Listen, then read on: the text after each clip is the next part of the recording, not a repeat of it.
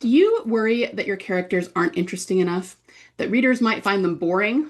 Are they vibrant and detailed in your head, but on the page they kind of feel blah? And maybe you sometimes browse craft books or free online writing blogs or even podcasts. Maybe this is how you came across this video, right? Looking for tips to make them feel more epic and more 3D. But at the end of the day, they still feel kind of flat, and you just don't know how to fix them, right? Well, if any version of that sounds like you, then this episode is for you. We're going to talk about 5 reasons your characters feel emotionally flat on the page and how to fix them. Hi there. Do you have a great idea for a fiction story?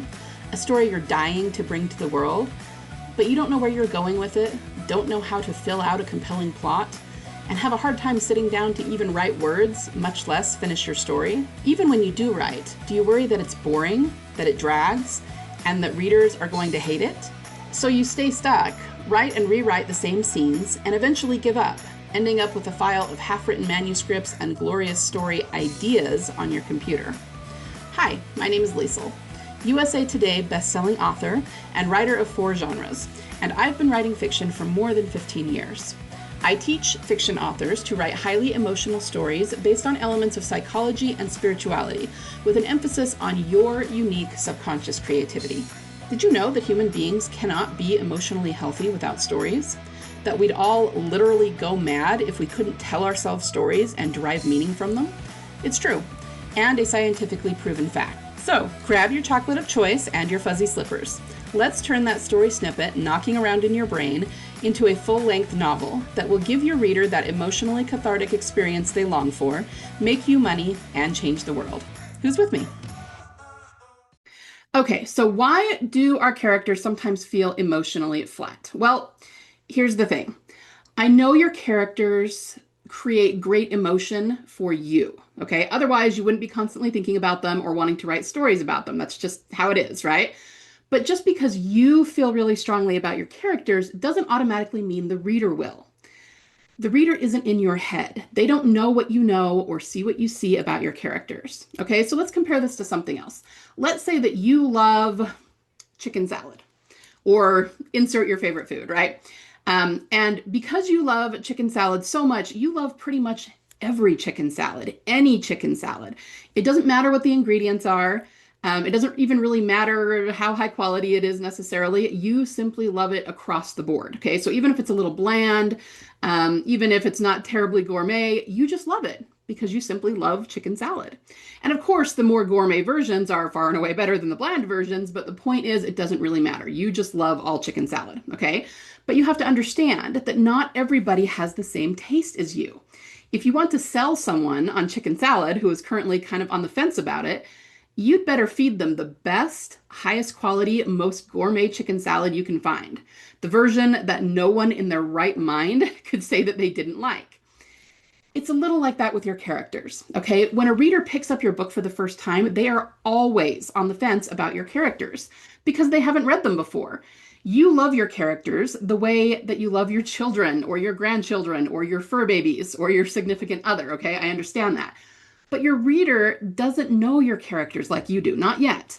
And if anything, they come into your story feeling a little bit skeptical because they've read boring characters and boring stories before. They've been burned before. So they're not going to automatically fall in love with your characters just because you love your characters, okay? You have to give the reader a reason and a way to fall in love with your characters. And if you do it right, they absolutely will, okay? So let's talk about the 5 reasons your characters are not yet compelling enough to your readers. Number 1, you haven't created a compelling character wound. Character wounds are traumas that characters have in their past that have an enormous impact on who they are in the present, in the wake of that trauma, okay? And subsequently, those wounds have an enormous impact on your story. Without this, your story may not feel realistic enough, and your characters won't have enough emotion to truly hook a reader. So you need that character wound, okay? Reason number 2 is that you haven't created a limiting belief, and this grows from the character wounds. Limiting beliefs come out of traumas. So due to your character's wound, they have formed a limiting belief. A limiting belief is something that is not true, and it's holding them back, but they truly believe it, right? It's deeply psychological and emotional. And it shapes their reactions to things in the story, and it shapes their choices as they move through the story. So, this is the true psychology of character and of human beings in general, and of our or their motivations. This limiting belief is why they do what they do throughout the story, why they react the way they do, why they make the choices they do. It's also the thing they need to overcome for their internal arc in order to transcend and gain victory in the climactic moment. I know. Try to repeat that 5 times fast, but it's true. So you need this limiting belief. You need to understand what it is, and that is how you start to understand your character inside and out. And if you understand them inside and out, you'll be able to communicate it better on the page, right? So this is really important. And all of that leads me to number 3. The third reason that your characters may not feel emotionally compelling enough is that you haven't given them a transformation. I'm going to tell you a little secret. Readers don't read fiction for plot, or for plot twists, or for cool worlds, or monsters, or magic, or anything else that you might think. They read because they are yearning for a deeply emotional experience. We all actually yearn for that. It's part of being human. So what truly hooks a reader, what makes them love a book so much that they recommend it and give good reviews and talk to their friends about it and post on social media about it, is a deeply emotional experience. Very often in the industry, we call this the catharsis. It is a release of emotions, usually right around the climactic point of the story. So we have to give them that emotional experience if we want them to have that reaction, if we want them to love our story, if we want them to come back and read everything that we write. That emotional experience is key. It is actually completely vital if you want to evoke that reaction in your readers. So the next question is, how do we make sure that the story we're telling is deeply emotional? Because this is not about what you put in your story. This is going to be true no matter what your story is about, no matter what your character is, no matter what their wound or limiting belief is, no matter the genre, no matter the tropes. It always has to be highly emotionally compelling for the reader. So how do we make sure that the story we're telling ends up being deeply emotional? Well, there's more than one thing that goes into this, but probably the biggest one, the foundational piece, is to make sure that our character transforms in some way. Watching a human being change over time, whether for good or for bad, is immensely compelling to readers, okay? Give your character a transformation. Probably, most likely, it's going to be where they overcome something that leads them to achieving victory in the plot. And if you can do that, your characters will always be emotionally compelling. Okay, fiction at its core is always about transformation. Remember that. The fourth reason that they may not feel emotionally compelling is because you haven't made them distinctive enough. The human brain is wired to look for patterns. We actually feel safe with patterns. So when it comes to your character's looks, their attributes, their personality traits, even their voice, the reader needs to hear it, the repetition of it, enough times, at least 3 times, 3 is the number at which we recognize a pattern, to ingrain it in their mind as a pattern. This is how you create characters that your reader actually latches onto and feels like they know. And once they feel like they know the character, they want more of them. They want to keep reading about them. They want more stories about the same character. All right. So let's look at a couple of examples. The 2 that I think are the most potent and that most people will probably be really familiar with is Friends, the TV show, and also Harry Potter. So let's first start with Friends. 6 main characters, 3 men, 3 women. They all have really distinctive personalities, and they have things that they do and say over and over again that makes them very distinctive, right? Joey's "how you doing?" I mean, that's a line that is recognized throughout the entire world these days, right? Chandler's the way he talks, his tone, his intonation.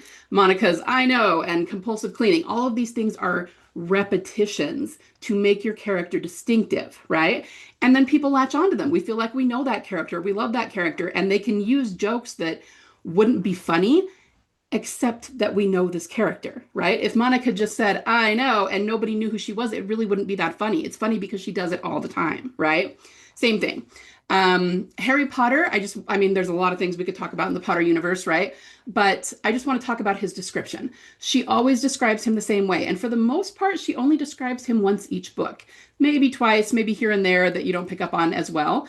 But she always describes him the same way, with the messy hair, the green eyes, the round glasses, of course, the scar. And so when we hear that, even though it's a repetition because we've read the other books, we feel like we know that character. We go, oh, yeah, okay, that's Harry. We know him, right? And that's really compelling. It's more compelling to readers on an emotional and a psychological level than you probably realize, okay? So make your characters distinctive.